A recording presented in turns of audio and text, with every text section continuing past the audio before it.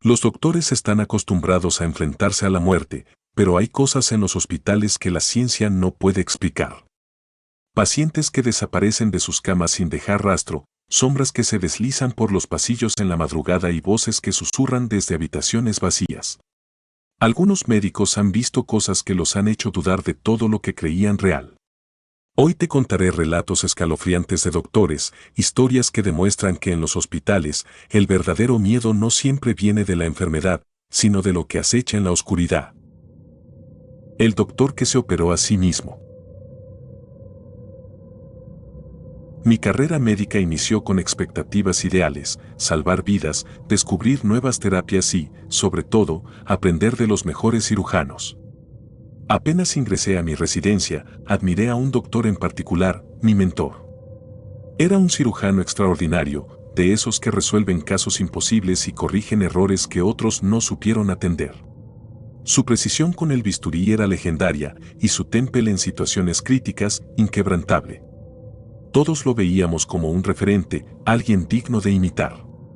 Sin embargo, nada de lo que viví en la facultad ni en las guardias más exigentes pudo prepararme para el horror que presencié la noche en que mi mentor se obsesionó con un caso extraño y terminó operándose a sí mismo. Desde el inicio, me impresionó su capacidad para resolver problemas de la forma más meticulosa. Le gustaba analizar cada detalle antes de una cirugía, creía en la combinación de ciencia y experiencia para salvar vidas. Pero todo cambió cuando llegó ese paciente con una enfermedad desconocida. Era un hombre de aproximadamente 30 años que ingresó con un extraño padecimiento, masas subcutáneas que se formaban bajo su piel, desplazándose de un lugar a otro sin una lógica aparente. Era la primera vez que veíamos algo así, y el paciente ya había visitado varios hospitales sin recibir un diagnóstico claro.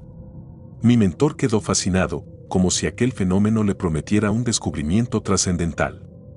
Pasaba horas examinando las placas, revisando análisis de sangre y presionando las masas para ver si contenían algún fluido.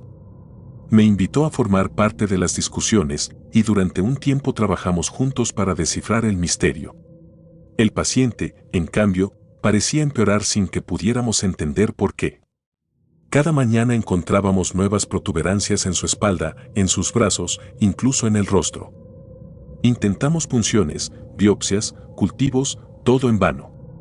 Las masas se resistían a un análisis certero, su contenido era viscoso, de tonalidades insólitas, un marrón verdoso que no encajaba con infecciones normales. Con los días, la obsesión de mi mentor se hizo más evidente. No quería delegar el caso a nadie, era su proyecto personal. A menudo se quedaba hasta la madrugada revisando literatura médica, explorando archivos de enfermedades raras y experimentando con muestras en el laboratorio. Apenas dormía, y cuando lo hacía, a veces despertaba de un salto, sudando, como si un sueño terrible lo asaltara. Nadie osaba contradecirlo, su prestigio intimidaba incluso a los jefes de departamento. Por mi parte, veía en su mirada un brillo febril que no reconocía. Quise consolarme pensando que era el fervor propio de quien está a punto de un gran descubrimiento. Sin embargo, el día fatídico llegó de forma inesperada. El paciente falleció una tarde, tras sufrir un colapso repentino. Ni mi mentor ni yo pudimos reanimarlo. Durante la autopsia, descubrimos que sus órganos tenían un aspecto extraño, parecían invadidos por una sustancia gelatinosa que reemplazaba tejidos.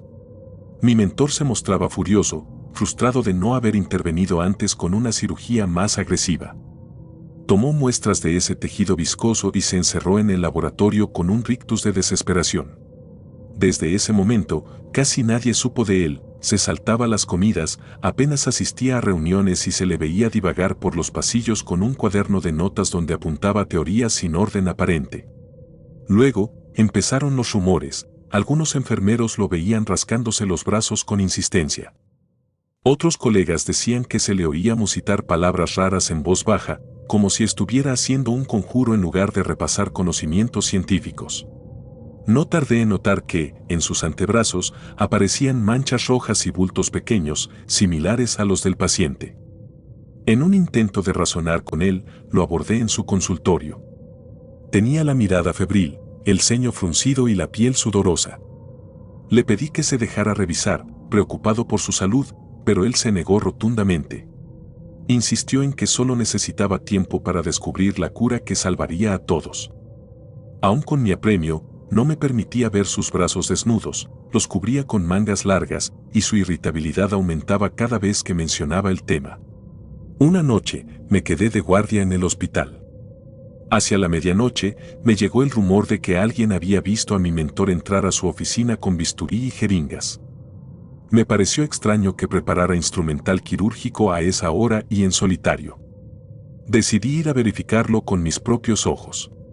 Al abrir la puerta, lo encontré en el suelo, con la bata manchada de sangre y un bisturí en su mano que goteaba un fluido espeso y oscuro. El olor metálico me golpeó de inmediato. Su respiración era rápida y superficial, y al verme, arqueó las cejas como si apenas me reconociera. Le rogué que soltara el bisturí, pero él ignoró mis súplicas. Con un temblor en la voz, me dijo algo que me heló la sangre: no es enfermedad, es algo que quiere salir.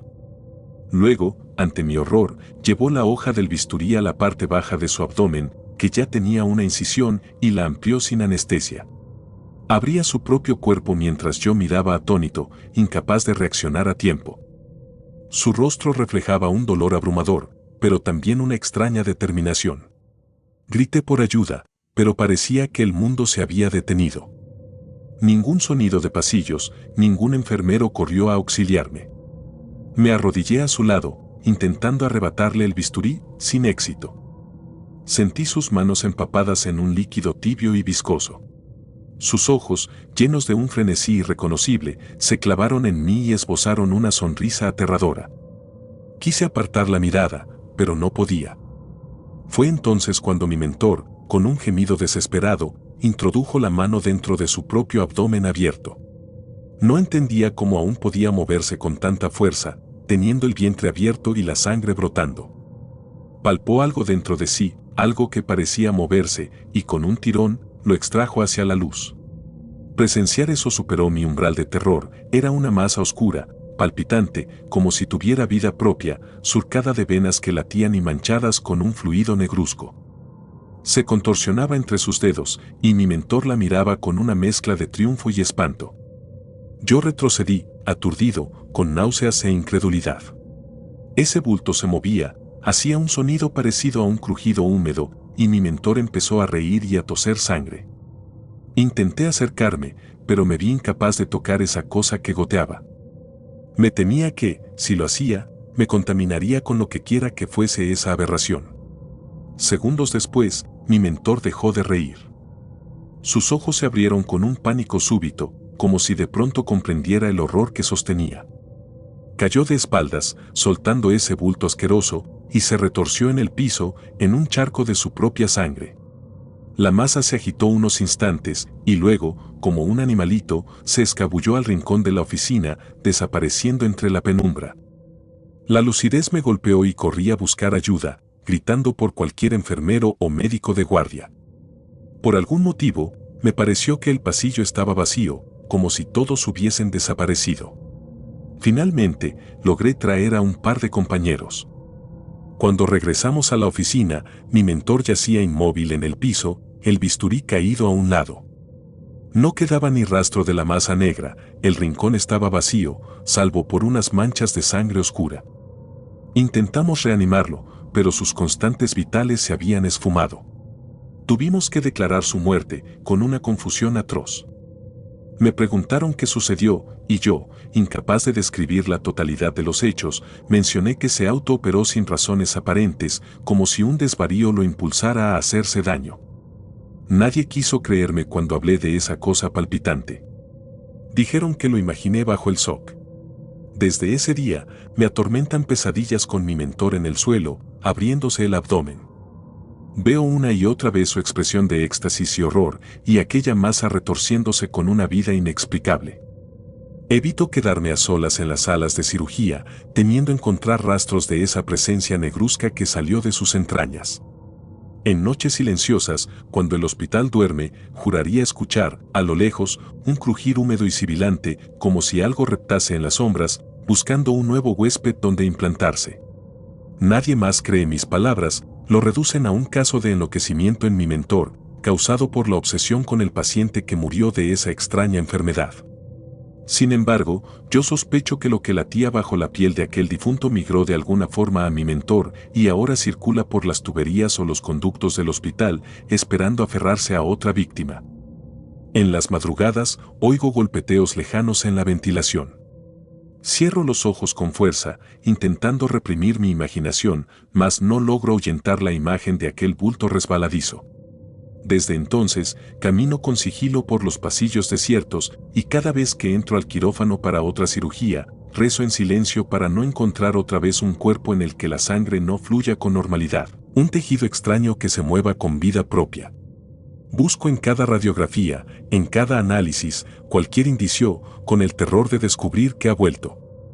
Siento, en lo más hondo de mis huesos, que no terminamos con aquel ser aquella noche, solo lo liberamos para que se esconda en la penumbra, a la espera de otra abertura, de otra incisión por donde escapar. Y cuando eso suceda, me temo que nadie en este hospital estará a salvo de su oscura proliferación.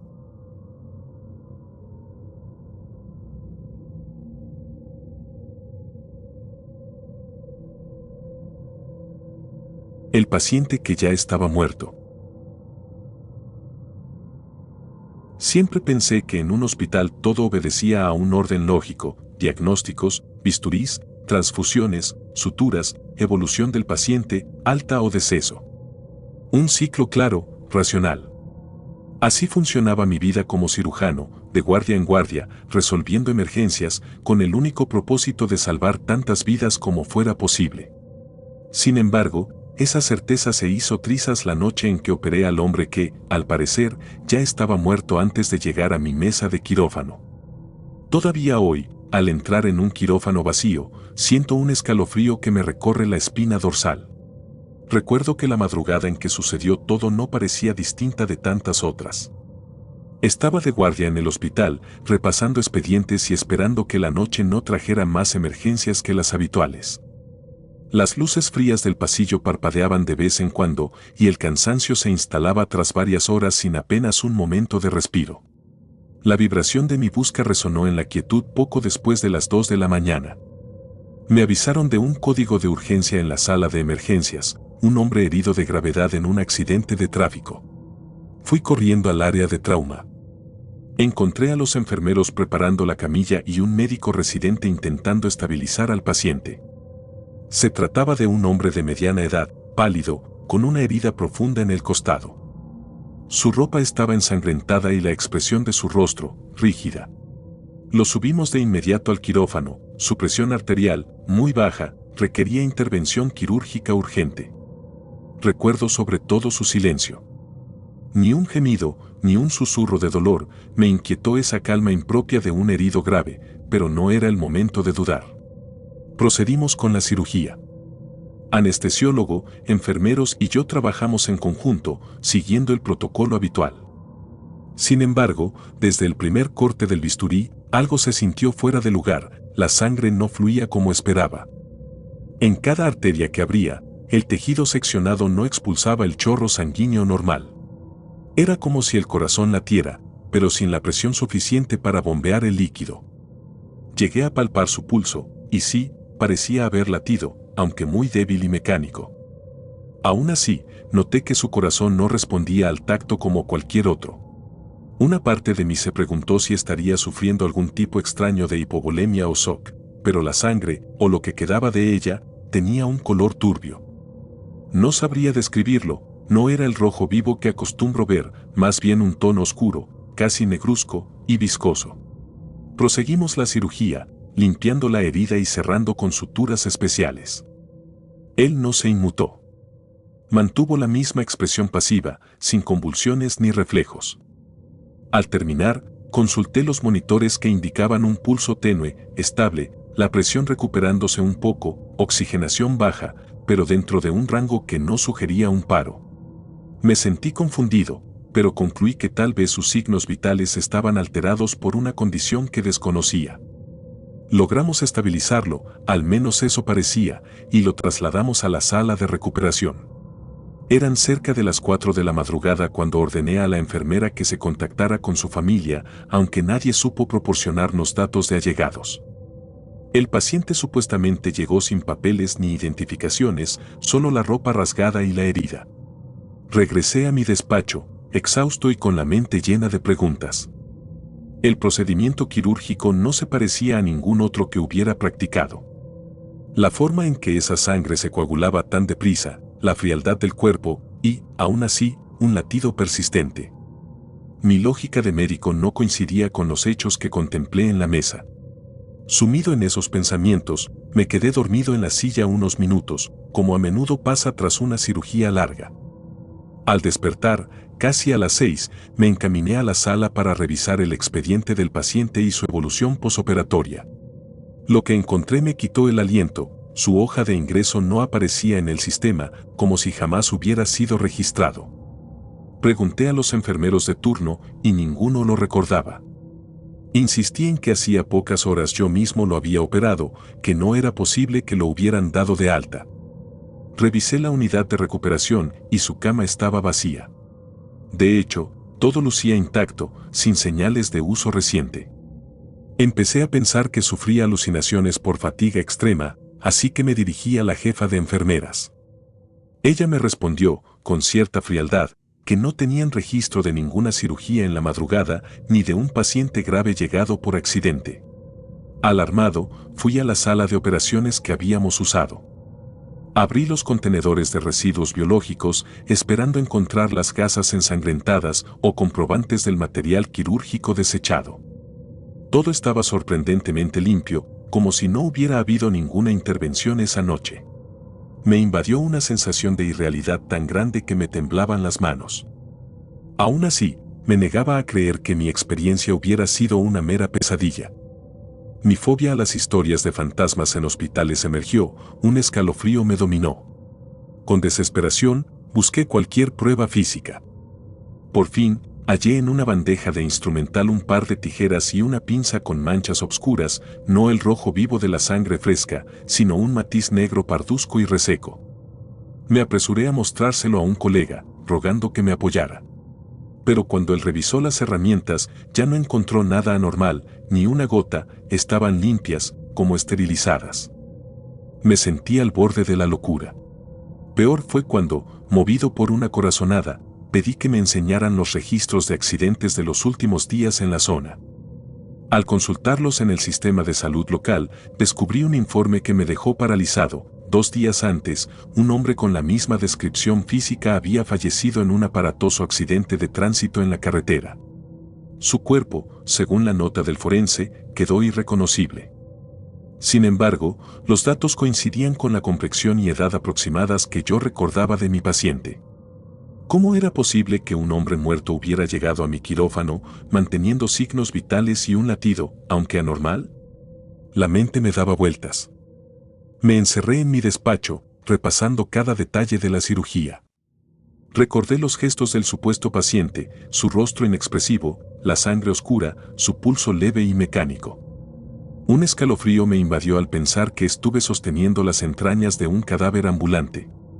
No pude evitar retomar historias de fantasmas de hospital, anécdotas que otros médicos contaban a manera de broma, pero que en este contexto cobraban un matiz aterrador. Nadie creyó mi versión de los hechos. Mis compañeros adjudicaron mi confusión a la falta de sueño y a un caso de estrés que me llevaba a mezclar la realidad con algún sueño o delirio. Aún así, yo no podía ignorar la verdad. Un hombre supuestamente muerto había entrado al hospital, se había dejado operar y luego desapareció sin dejar rastro, salvo esos vestigios de sangre negra que, al final, también se esfumaron. Los días siguientes transcurrieron cargados de tensión. Cada vez que un paciente llegaba de urgencia, me invadía un pánico inexplicable, temiendo encontrar otra vez ese cuerpo o a un individuo con características similares. Empecé a soñar con la escena del quirófano, donde su corazón latía sin vida y su sangre no fluía. Me despertaba con la boca seca y las manos sudorosas. En una de esas noches de guardia, oí en el pasillo un murmullo. Al salir para verificar, mi corazón dio un brinco al ver, al final del corredor vacío, la silueta de un hombre con bata, como si fuera un paciente. Tenía la cabeza inclinada y los brazos caídos en actitud antinatural. Quise gritar, pero un impulso me detuvo. Parpadeé y la figura ya no estaba. Me quedé un rato, con la mente en blanco, preguntándome si acababa de ver una sombra o si era él, el hombre que operé. Al amanecer, registré las cámaras de seguridad con la esperanza de encontrar imágenes que confirmaran lo que vi, pero no había nada. El pasillo permaneció vacío toda la noche, según el informe del sistema. Solo la extenuación en mi rostro cuando aparecía espiando por la cámara. Supe que la brecha entre lo real y lo sobrenatural se me había abierto y ahora nada me daba certeza de dónde terminaba una y empezaba la otra. Aún hoy, no cuento en voz alta esta historia, salvo en susurros a colegas que se muestran algo receptivos a lo paranormal. Sigo mi labor de cirujano, pero cada vez que entro a un quirófano, un miedo subyacente me oprime el corazón. Temo que, en medio de una operación aparentemente normal, el bisturí me revele otra vez sangre oscura, un pulso irreal, la certeza de que el paciente no debería estar vivo. Peor aún, no deja de rondar mi cabeza la idea de que se presente otra emergencia en la madrugada, con un hombre grave que no figure en ningún registro, y que su rostro sea el mismo al que intenté salvar aquella vez. Hay noches en que recorro los pasillos en silencio, siguiendo un presentimiento que me urge a vigilar. En esos momentos, juraría sentir un olor a formol mezclado con un hedor más espeso y rancio, similar al de la carne en descomposición, acompañado de un murmullo ronco que parece salir de las tuberías o del sistema de ventilación. Me acerco, apunto la linterna y el sonido cesa al instante. Doy la vuelta y me veo reflejado en los espejos de los quirófanos vacíos, con la cara cansada y la mirada desorbitada por un miedo que ya no puedo explicar con la lógica médica.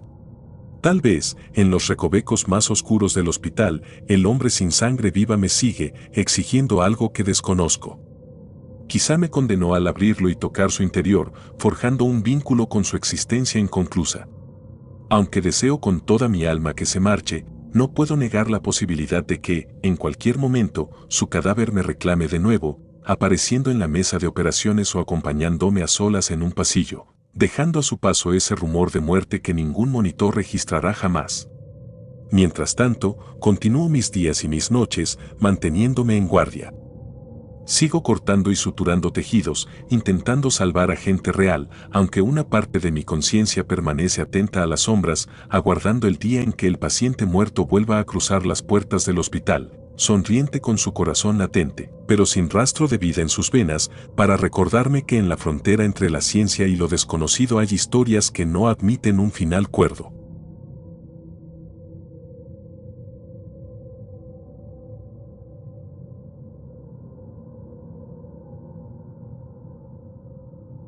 El psicópata de la clínica abandonada.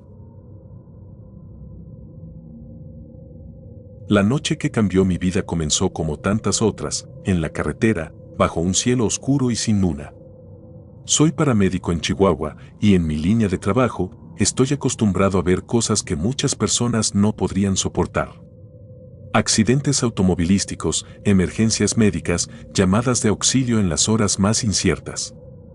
Sin embargo, nada de lo que he presenciado en mi carrera me preparó para lo que vivimos esa noche de 2018, cuando una tormenta nos obligó a refugiarnos en una clínica abandonada.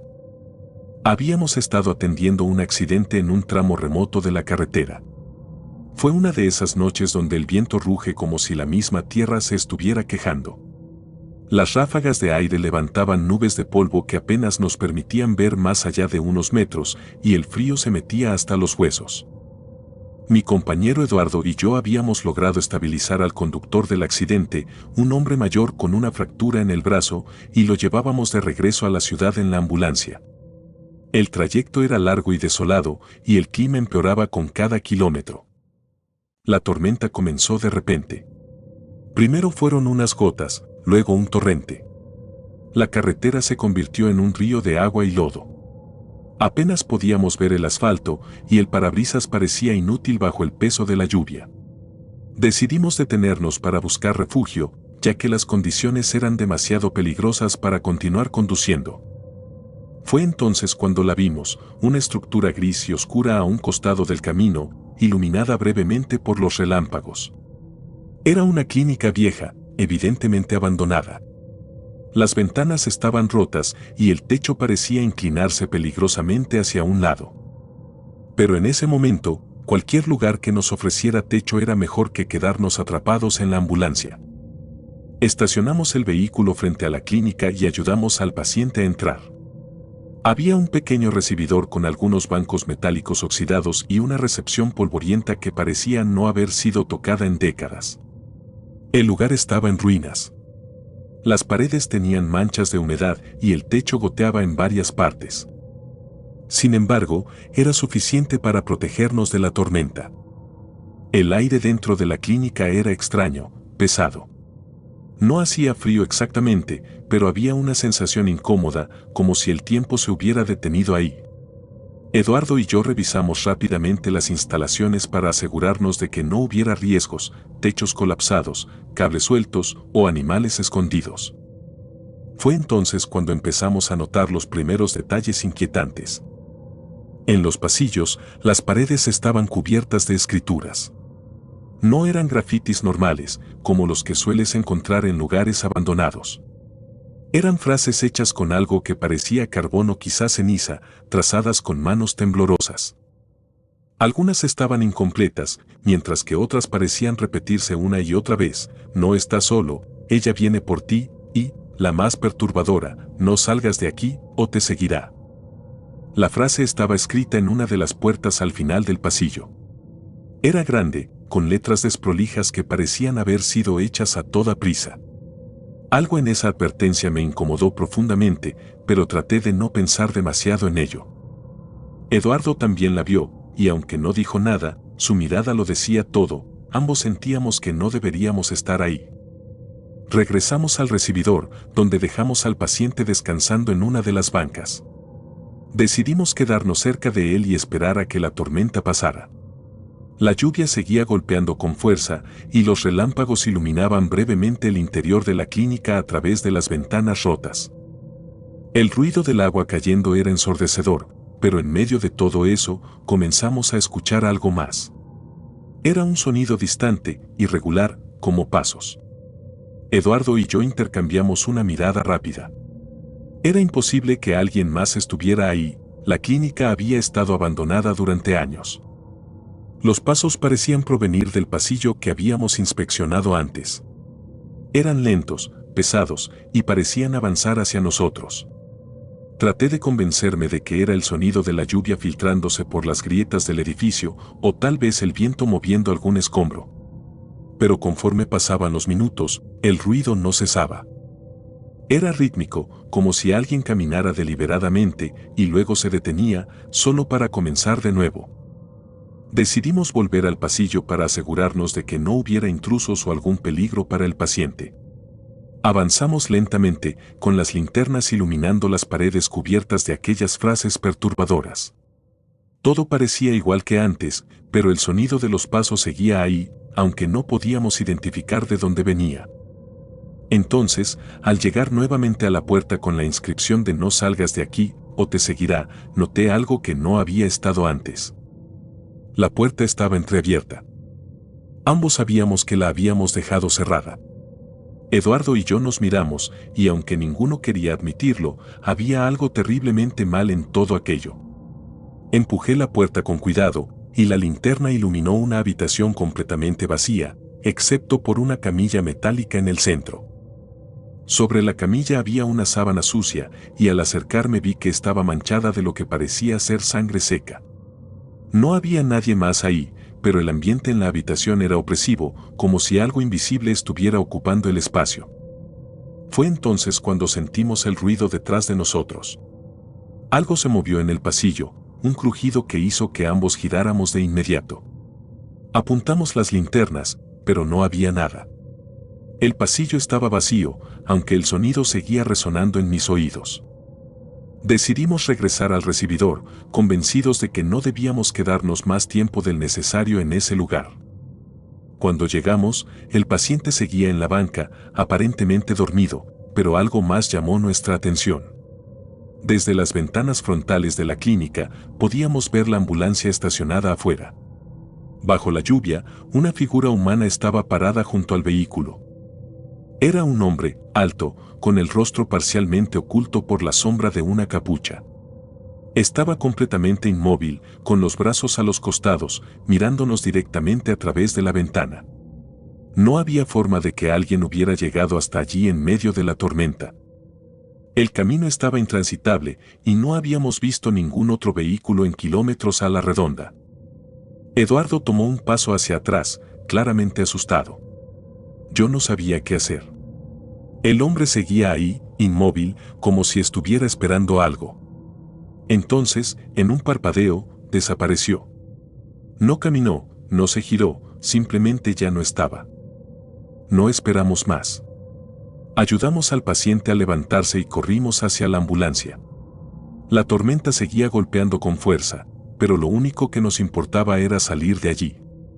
Mientras cargábamos al paciente, miré hacia la clínica una última vez. En una de las ventanas, vi la silueta del hombre otra vez. Esta vez, no estaba solo. Había otra figura junto a él, más pequeña, quizá una mujer. Ambos estaban quietos, observándonos mientras arrancábamos el motor y nos alejábamos. Nunca supe qué era exactamente lo que encontramos en esa clínica. La tormenta se dio unas horas después y logramos llegar a la ciudad con el paciente a salvo. Intenté investigar más sobre el lugar, pero nadie parecía saber mucho. Solo algunos rumores sobre que había cerrado repentinamente hace décadas, después de que varios pacientes murieran en circunstancias extrañas. Desde esa noche, evito pasar por ese tramo de carretera, aunque el recuerdo sigue persiguiéndome. No sé quién era el hombre que vimos, ni qué significaban aquellas advertencias en las paredes. Pero hay algo de lo que estoy seguro: hay lugares que deberían permanecer olvidados, lugares que guardan algo que no pertenece a este mundo. Y a veces, cuando la tormenta arrecia y la noche se vuelve más oscura, pienso en esa clínica y en lo que dejamos atrás.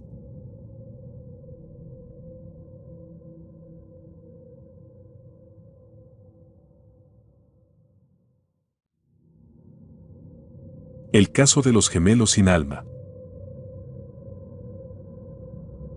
Mi nombre es Héctor. Soy psiquiatra y llevo más de 20 años atendiendo casos complejos en hospitales y clínicas en Puebla. He trabajado con pacientes que han perdido el contacto con la realidad, con mentes fragmentadas que esconden historias de sufrimiento y, a veces, de horrores que ningún ser humano debería cargar. Siempre he creído que el cerebro humano es un rompecabezas, un enigma que, con paciencia y estudio, puede descifrarse. Pero en 2015, un caso llegó a mi consultorio y, por primera vez, sentí que la ciencia y la razón no eran suficientes para explicar lo que estaba sucediendo. Fue el caso de los gemelos Hernández. Tenían 13 años cuando los conocí. Su madre los llevó al hospital después de que su comportamiento se tornara errático. Me dijo que antes de aquel año eran niños normales, tranquilos, incluso sobresalientes en la escuela. Pero algo había cambiado. Los gemelos habían comenzado a hablar de cosas extrañas, cosas que su madre no entendía. Decían que ella los visitaba en la noche, que no les dejaba dormir. También hablaban de una figura que se escondía en las esquinas de su habitación y ambos parecían convencidos de que lo que veían era real. Lo que llamó mi atención fue su conexión. Era algo que iba más allá de la típica cercanía entre gemelos. Terminaban las frases del otro, movían sus manos de manera sincronizada y, a veces, parecían comunicarse sin palabras. Al principio, pensé que se trataba de un caso de trastorno de identidad disociativa o algún tipo de psicosis compartida, algo que podía ser explicado desde una perspectiva clínica. Pero cuanto más tiempo pasaba con ellos, más comenzaba a cuestionar todo lo que creía saber. Las primeras sesiones fueron tranquilas, aunque inquietantes. A simple vista, los gemelos parecían normales, pero cuando uno de ellos hablaba, el otro lo miraba fijamente, como si supiera exactamente lo que iba a decir. Era como si compartieran una conciencia. Durante una de las sesiones iniciales, uno de ellos, el que parecía ser el más dominante, me dijo algo que hasta hoy no he olvidado: ella está dentro de mí, pero no soy yo. Su voz era fría, distante, y lo dijo con una seriedad que no se esperaría de un niño. Intenté profundizar en lo que quería decir, pero se cerró en sí mismo y no habló más durante toda la sesión. Los días pasaron, y cuanto más tiempo pasaba con ellos, más extrañas se volvían las sesiones. Había momentos en los que ambos parecían entrar en un estado de trance, mirando fijamente a la nada, con las manos tensas sobre sus piernas. En una ocasión, mientras estaba escribiendo notas, levanté la vista y los vi mirándome, completamente sincronizados, con una intensidad que me incomodó. Había algo en sus ojos, algo que no era normal. Eran niños, sí, pero en esos momentos parecía que sus miradas cargaban con una edad y un conocimiento que no podían pertenecerles. Las cosas tomaron un giro aún más perturbador en la quinta sesión. Habíamos estado hablando de sus sueños, intentando explorar si lo que describían podía ser producto de algún trauma reprimido. Uno de ellos comenzó a hablar, describiendo una figura que veía en sus pesadillas, algo que se escondía en la oscuridad y que le susurraba cosas que no podía repetir. Mientras hablaba, las luces del consultorio parpadearon, algo que atribuía a una falla eléctrica. Pero luego se apagaron por completo. La habitación quedó en penumbra, iluminada solo por la luz tenue de la calle que entraba por la ventana. En ese momento, el gemelo que había estado hablando se detuvo. Comenzó a temblar ligeramente, y antes de que pudiera preguntarle si estaba bien, el otro gemelo, el que hasta ese momento había permanecido en silencio, comenzó a murmurar algo en un idioma que no reconocí. Su voz era baja, grave, y el tono era completamente diferente al de un niño. Era como si alguien más estuviera hablando a través de él. No entendía lo que decía, pero las palabras eran rápidas, fluidas, y parecían formar una especie de cántico. Antes de que pudiera reaccionar, ambos comenzaron a hablar al unísono. Sus voces se entremezclaron, formando una cacofonía de palabras que no tenían sentido para mí, pero que transmitían una sensación de peligro. Sentí una opresión en el pecho, como si el aire en la habitación se hubiera vuelto más pesado. Luego, ambos se detuvieron al mismo tiempo, levantaron la vista y me miraron directamente. Fue entonces cuando dijeron algo que me dejó helado: ella también te encontrará a ti. No sé cómo describir lo que sentí en ese momento. No era miedo, exactamente, sino una certeza profunda de que lo que acababan de decir no era una amenaza, sino una afirmación. Las luces volvieron de inmediato, y los gemelos actuaron como si nada hubiera pasado. Intenté continuar con la sesión, pero ellos no dijeron nada más. Simplemente se miraban el uno al otro, intercambiando expresiones que parecían contener más significado del que podía comprender. Esa noche no pude dormir. Revisé las notas de las sesiones una y otra vez, intentando encontrar un patrón, algo que pudiera explicar lo que estaba ocurriendo. Pero nada tenía sentido. Empecé a investigar sobre las palabras que habían dicho durante el apagón, buscando en libros y recursos en línea sobre idiomas antiguos o lenguas desconocidas, pero no encontré nada que se acercara a lo que había escuchado. Mientras más pensaba en ello, más me convencía de que lo que había presenciado no tenía una explicación lógica. Las semanas siguientes fueron aún más inquietantes. Durante las sesiones, los gemelos comenzaron a actuar de manera más errática. Uno de ellos se levantaba y comenzaba a caminar en círculos mientras el otro permanecía completamente inmóvil. A veces, ambos se quedaban mirando un rincón de la habitación, como si algo estuviera ahí, algo que yo no podía ver. Cada vez que intentaba redirigir su atención, ignoraban mis preguntas, como si yo no estuviera en la habitación. Empecé a tener pesadillas. Soñaba con una figura oscura, alta, que permanecía en las esquinas de los cuartos, observándome. No tenía rostro, pero su presencia era sofocante. Me despertaba sudando, con la sensación de que algo me estaba mirando desde la penumbra de mi habitación. No quería relacionar mis sueños con el caso de los gemelos, pero no podía evitar pensar que, de alguna manera, todo estaba conectado. Un día, sin previo aviso, los padres de los gemelos decidieron suspender las sesiones. Me dijeron que iban a mudarse a otra ciudad, que querían empezar de nuevo. No intenté convencerlos de lo contrario. Parte de mí sentía un alivio inmenso al saber que ya no tendría que enfrentarme a las sesiones con esos niños. Pero también sentí que el caso había quedado incompleto, como si algo más estuviera por venir. Después de su partida, pensé que todo había terminado. Pero las cosas no mejoraron. Seguía teniendo pesadillas y comencé a notar cosas extrañas en mi consultorio. Las luces parpadeaban más de lo habitual, los muebles parecían moverse ligeramente de un día para otro, y a veces sentía un frío inexplicable, como si alguien estuviera conmigo, aunque sabía que estaba solo. Una noche, mientras organizaba algunos expedientes, encontré un dibujo que no recordaba haber visto antes. Era un trozo de papel doblado dentro del archivo de los gemelos. Al abrirlo, vi un dibujo infantil, hecho con crayones. Mostraba a dos figuras pequeñas de pie frente a una figura más grande, oscura, con brazos largos y delgados.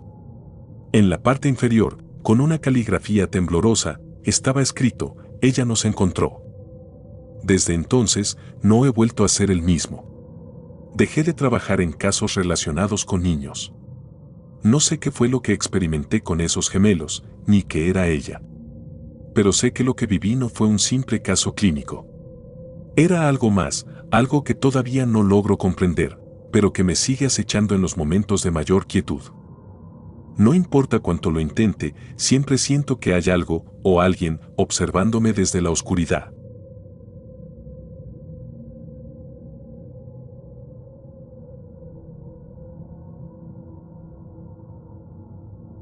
El residente que nunca se fue. La vida en un hospital nunca se detiene.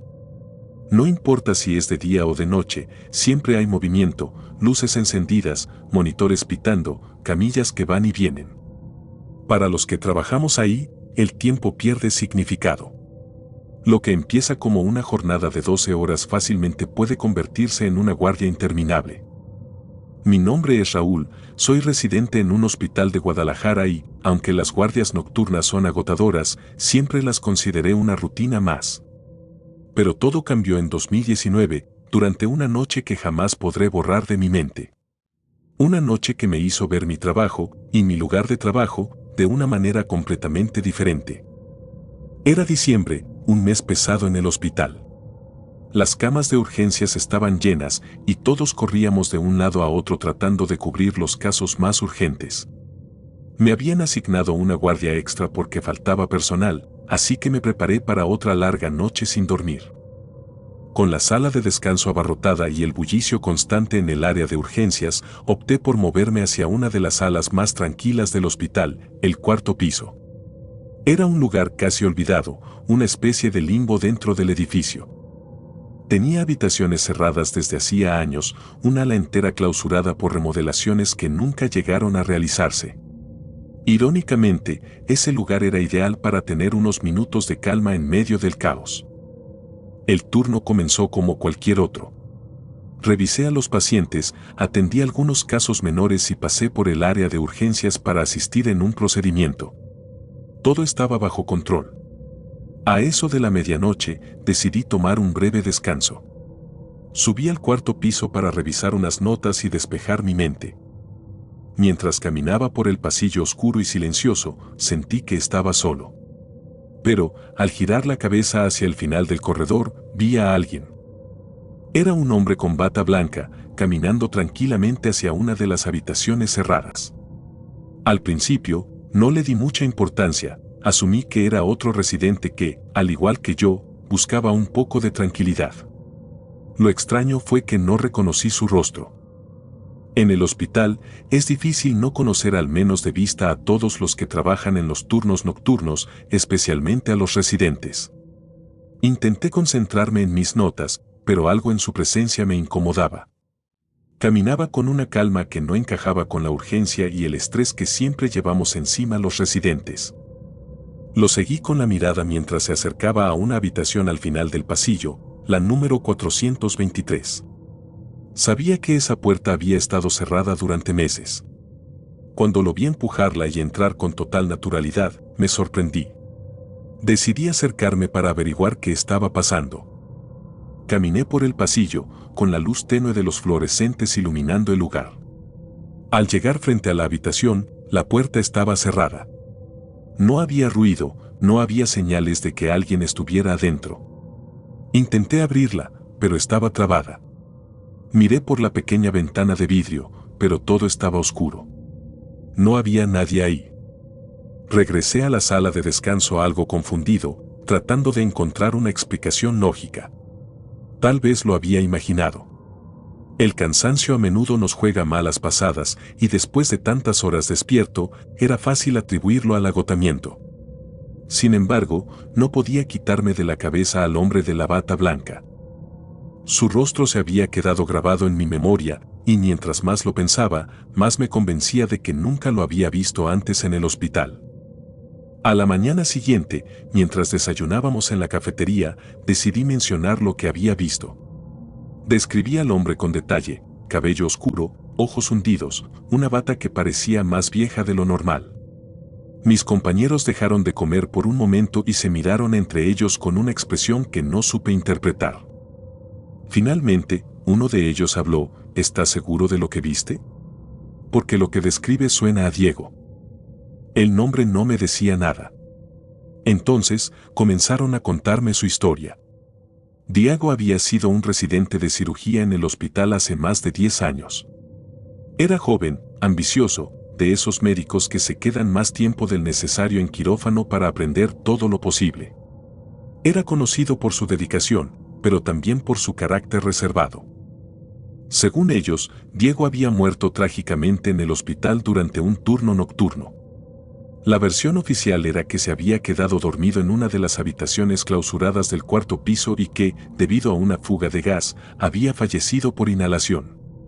La habitación donde ocurrió el accidente había sido precisamente la 423. La idea me pareció absurda. No podía ser posible que hubiera visto a alguien que había muerto hacía tanto tiempo. Pero la coincidencia era inquietante y la expresión de mis compañeros me dejó intranquilo. Todos parecían genuinamente convencidos de que lo que había visto no era un residente actual, sino algo más. Los días siguientes intenté no pensar en el incidente. Seguí con mi rutina, atendiendo pacientes y sumergiéndome en el trabajo. Pero cada vez que pasaba cerca del cuarto piso, sentía la necesidad de mirar hacia el final del pasillo, hacia la habitación 423. No volví a ver al hombre, pero a veces notaba cosas fuera de lugar: una luz encendida cuando sabía que nadie había estado ahí, la puerta entreabierta cuando debería estar cerrada con llave, pequeñas cosas que no tenían sentido. Una noche, después de terminar mi turno, decidí enfrentar mis dudas. Quería demostrarme a mí mismo que no había nada extraño en esa habitación. Tomé una linterna y subí al cuarto piso. El hospital estaba en silencio, con apenas unos pocos ruidos provenientes de las áreas de urgencias. Cuando llegué frente a la habitación 423, la puerta estaba cerrada como siempre. Intenté girar la perilla, y para mi sorpresa, esta vez se dio. La habitación estaba vacía. Era pequeña, con una cama vieja cubierta por una sábana y una mesa oxidada en una esquina. Había cajas apiladas contra la pared y una ventana con las cortinas cerradas. El aire era pesado, como si el lugar no hubiera sido ventilado en años. Caminé lentamente, iluminando cada rincón con la linterna. Todo parecía normal, pero había algo en el ambiente que me hacía sentir fuera de lugar, como si no debiera estar ahí. En la mesa encontré algo que no esperaba: una libreta. Estaba cubierta de polvo, pero cuando la abrí, vi que contenía notas médicas escritas a mano. Revisé las primeras páginas y me di cuenta de que eran apuntes de cirugía, con diagramas y procedimientos detallados. En la última página, había una fecha: 2009. Era el año en que Diego había muerto. Dejé la libreta donde la encontré y salí rápidamente de la habitación. Cerré la puerta detrás de mí y decidí no volver a subir al cuarto piso, al menos no solo. Esa noche no pude dormir. Las coincidencias eran demasiadas, y aunque trataba de buscar una explicación racional, no podía evitar pensar que lo que había visto era real. No era solo mi mente jugándome una mala pasada: algo o alguien estaba ahí, en esa habitación. Con el tiempo, aprendí a ignorar las extrañas historias sobre el cuarto piso. No volví a mencionar lo que vi aquella noche, ni lo que encontré en la habitación 423. Pero cada vez que paso cerca, no puedo evitar mirar de reojo hacia el final del pasillo, esperando y temiendo volver a ver al hombre de la bata blanca. En los hospitales, la vida y la muerte son parte del día a día. Pero hay algo más, algo que no podemos explicar con ciencia o medicina. Algo que permanece en los lugares donde el dolor y la tragedia dejan su marca. Y a veces, ese algo decide mostrarse, como lo hizo aquella noche en el cuarto piso.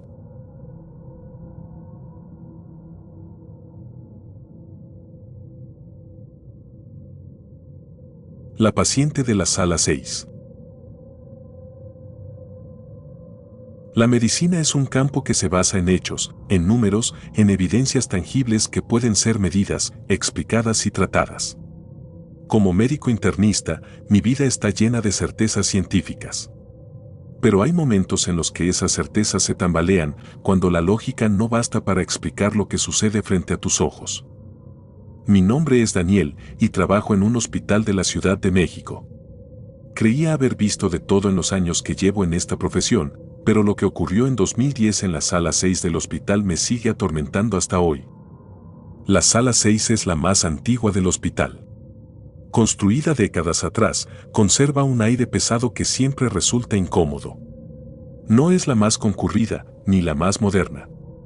De hecho, rara vez se usa salvo cuando el resto del hospital está lleno, lo que ocurre con frecuencia en esta ciudad caótica.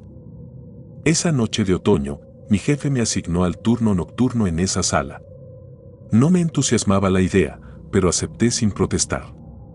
Era solo una noche más, o eso pensé. Cuando llegué, la sala estaba vacía. Las luces del pasillo titilaban de vez en cuando, un defecto eléctrico que nunca habían arreglado.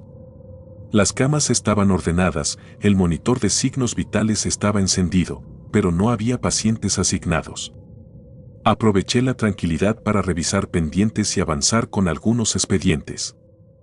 Sin embargo, alrededor de las 11 de la noche, llegó el primer ingreso, una mujer que, según el reporte, había sido trasladada de otro hospital con un caso grave de neumonía.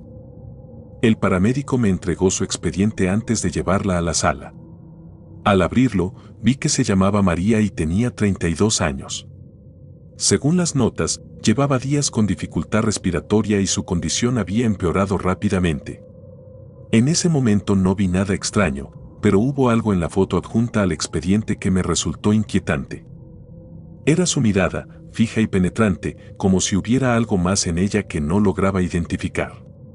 Decidí ignorar esa sensación y concentrarme en mi trabajo. María necesitaba oxígeno y un monitoreo constante, así que la llevamos a una de las camas al fondo de la sala. Mientras la estabilizaba, noté que su piel estaba fría, más de lo que sería normal en un paciente con fiebre alta. Sus ojos permanecían cerrados, pero su respiración era superficial y pausada, casi imperceptible. A medida que ajustaba el flujo de oxígeno, me di cuenta de que la sensación de incomodidad no se iba. Era como si algo en el ambiente se resistiera a dejarme tranquilo. Todo parecía en orden en términos médicos, pero había una extraña pesadez que no podía ignorar. Decidí revisar nuevamente su expediente. Fue entonces cuando noté algo que me dejó perplejo. En la sección de antecedentes médicos había una nota que indicaba que María había sido tratada en ese mismo hospital, en la sala 6, años atrás. La fecha era 1997, exactamente 13 años antes. Lo más desconcertante fue leer que había fallecido durante su hospitalización debido a una complicación respiratoria. Al principio, pensé que debía ser un error. Tal vez había dos pacientes con el mismo nombre y la misma edad, aunque las probabilidades eran mínimas. Decidí buscar en el sistema del hospital para verificar. Ingresé su nombre en el archivo digital y esperé mientras cargaban los resultados. Lo que encontré confirmó lo que decía el expediente: María había muerto en 1997. Su acta de defunción estaba archivada junto con el reporte médico de su fallecimiento. Sentí un frío extraño en el pecho. Revisé nuevamente la cama donde estaba, intentando racionalizar lo que veía. ¿Cómo era posible que alguien que había muerto años atrás estuviera ahora bajo mi cuidado? Tal vez había un error en el sistema, una confusión en los registros. Me aferré a esa posibilidad y decidí continuar trabajando como si nada pasara. Sin embargo, cuando regresé a su cama, María ya no estaba. La sábana estaba perfectamente colocada, como si nunca hubiera habido nadie ahí. Miré a mi alrededor, pensando que tal vez la enfermera de turno la había trasladado a otro lugar, pero el pasillo estaba vacío. El monitor que había conectado a su cuerpo seguía encendido, marcando una línea plana, como si nunca hubiera captado señales de vida. Recorrí la sala buscando alguna señal de ella, pero no encontré nada. Entonces fui a la estación de enfermería y pregunté si alguien había visto a la paciente, pero nadie sabía de quién hablaba. Según las enfermeras, yo era el único que había ingresado a la sala desde que comenzó mi turno. Algo no encajaba. Decidí revisar las cámaras de seguridad, pensando que tal vez había salido por su cuenta, aunque eso no explicaba cómo habría logrado levantarse en su condición. En las grabaciones, vi algo que hasta hoy no puedo borrar de mi memoria. A las 11:47 de la noche, la cámara de la sala 6 mostraba a María sentada en la cama. Su cuerpo parecía rígido, y su cabeza estaba inclinada hacia un lado, como si no pudiera sostenerla. De repente, se levantó lentamente y comenzó a caminar hacia la puerta, dejando el oxígeno y los monitores atrás. Cruzó el pasillo y giró hacia la izquierda, avanzando con pasos lentos pero decididos. Su vestido blanco ondeaba levemente, aunque no había corrientes de aire en el hospital. Lo más perturbador fue hacia donde se dirigió, la morgue. La grabación la mostró entrando a la morgue a las 11:50. Me quedé mirando la pantalla, esperando verla salir, pero no lo hizo. Tomé aire y decidí que debía ir hasta ahí. No sé qué esperaba encontrar, pero sentía que necesitaba una respuesta. El pasillo hacia la morgue estaba oscuro, más de lo habitual. Mis pasos resonaban contra las paredes y la sensación de vacío se hacía más intensa a medida que me acercaba. Cuando llegué, la puerta estaba cerrada. Giré la perilla con cuidado y entré. El cuarto estaba completamente vacío, como debería estar. Las camillas metálicas estaban ordenadas y las luces brillaban con su tono blanquecino y aséptico. Caminé hacia el fondo de la sala, buscando cualquier señal de que María hubiera estado allí. Entonces lo vi. Sobre una de las mesas metálicas había un expediente viejo, cubierto de polvo. Lo abrí con cuidado y sentí como mi respiración se detenía. Era el expediente original de María, el mismo que había leído en el sistema, con su acta de defunción incluida. Lo que me llamó la atención fue una nota al final del documento, escrita a mano: cuerpo extraviado durante el traslado. Nunca recuperado. Cerré el expediente y lo dejé donde lo encontré. Salí de la morgue y regresé a la sala 6, pero el ambiente del hospital no volvió a sentirse igual. Todo parecía más pesado, más denso, como si algo se hubiera quedado conmigo después de esa noche. Desde entonces, he tratado de explicarme lo que ocurrió. Quizás fue un error en los registros, un caso de confusión o una alucinación producto del cansancio. Pero cada vez que recuerdo el video de las cámaras, veo con claridad que lo que vi fue real. María había vuelto, aunque no sé si buscaba ayuda o algo más. Los días siguientes, intenté seguir mi rutina normal, pero algo cambió en mí. A veces, cuando camino por el hospital de noche, creo ver una sombra al final del pasillo. No siempre es clara, pero hay momentos en los que siento que algo me observa desde lejos, esperando el momento adecuado para hacerse presente nuevamente. La sala 6, por su parte, quedó vacía por un tiempo. La dirección decidió cerrarla temporalmente para reparaciones, aunque nunca se especificó qué tipo de reparaciones eran necesarias. Yo ya no trabajo ahí, pero cada vez que paso cerca de ese hospital, no puedo evitar mirar hacia sus ventanas, preguntándome si María sigue caminando por sus pasillos, buscando algo que nunca logró encontrar en vida.